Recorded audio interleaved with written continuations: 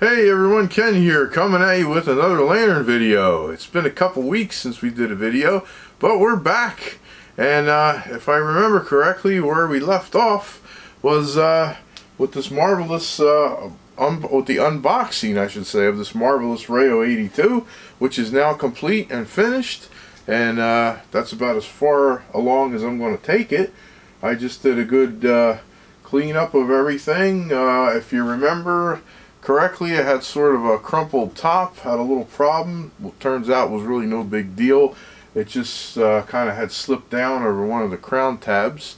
All we had to do was kind of lift that up, and then there was a little bit of the tab was still intact, but behind it there was a little bit of the metal that was pushed up. So just a little tap with my trusty jeweler's hammer to reseat that, and yeah, look at that, come out really nice. I think it's got all its parts all complete, and so why don't we give it a light up.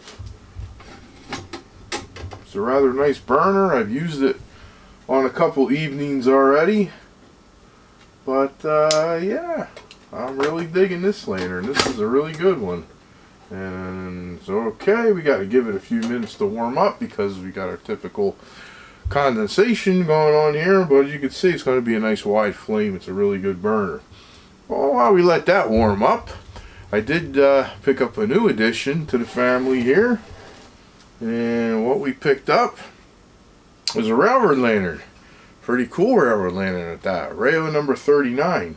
Now it's not marked for any particular railroad, it's just a generic lantern, but I'm sure it was used on some railroad. A lot of times what they would do is just fill in and just buy cases of lanterns from various sorts if they were running low on whatever, and to fill in rather than wait and pay more money and get them stamped, you know, with their own logos and so forth. But yeah, pretty cool piece I picked up, and yeah, I had to do some work on this. It was quite rusty.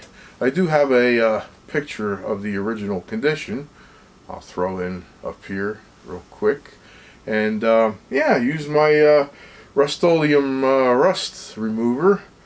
Give it about three coats of that. I really like that stuff. It's a gel, sticks real nice to it. You leave it soak for a while, and then you take a wire brush or a nylon bristle brush and just gently work it around, and it lifts up the rust. Does a nice gentle cleaning. And what the best thing I like about it is it doesn't. There's something in it that after you rinse it off, it doesn't flash rust on you. I mean, I've done the same thing in the past with vinegar, and the only thing is, it seems to flash rust real fast right after you rinse it off. This stuff stays the same. I mean, I had this for a couple days. I did eventually hit it with a coat of WD-40 just to make sure, in case whatever they have in there wears off. But yeah, pretty cool piece here. And one thing different about these Rayos is I believe they're originally made by a company called Vaclite,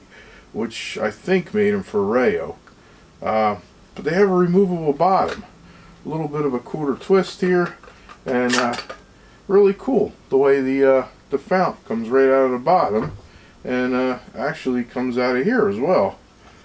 It's a little kind of tight, but how cool is that? So I mean, for people that have railroad lanterns, typically you would pop the top and take the globe out and have to take out the fount this way. The bottoms are usually fixed, and you have to usually lift them out this way. A lot of times they're rusted in and they're a real bear to get out. This one really kind of convenient the way it works like this. And yeah, it was, like I said, in really good shape, except for the rusted top. Oh, and it had a dent. It did have a dent that I was able to work out pretty good. You can still see a little bit of a remnant there. I did the best I could, but it was really folded in. So I mean, the way it was, I'm pretty happy with the way it came out. So yeah, and I got fuel in this. So why don't we see if we can slip this back together real quick, and I'll give this a light up while we're at it. Yep, we'll turn back in. Nice here. A little tricky though, the way the globe goes back into here. kind of sits there. But I noticed that when I close the lid, I do have to push in the globe a little bit to get it seated right, and it works like that. Okay, because I did have a couple nights I used it and I had flame on it, and it didn't seem like it was closing, and I didn't want to force it. And then I figured out you have to tip that globe just a little bit. It's a little finicky, but I was going to pre-light it and have it lit, but I figured, might as well point out a few things to show you guys. And yeah, I still haven't quite figured if it's better to have a longer lighter and light it from the top, or just pull the globe and light it here. I think for now I'm just going to pull the globe and light it there. Just watch it don't burn my fingers. Turn it down a little bit. And this is the part that I got to remember here.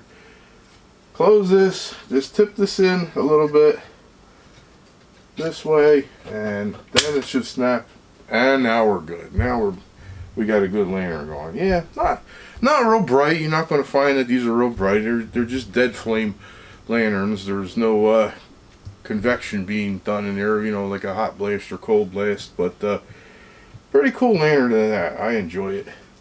And then another addition. Last week was Father's Day. Yeah, Father's Day.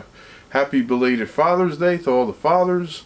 I was going to put a video, but I figured, we'll just chill out for a while. But while I was chilling, excuse me a minute, I got a Father's Day gift for my family, which I think is really cool.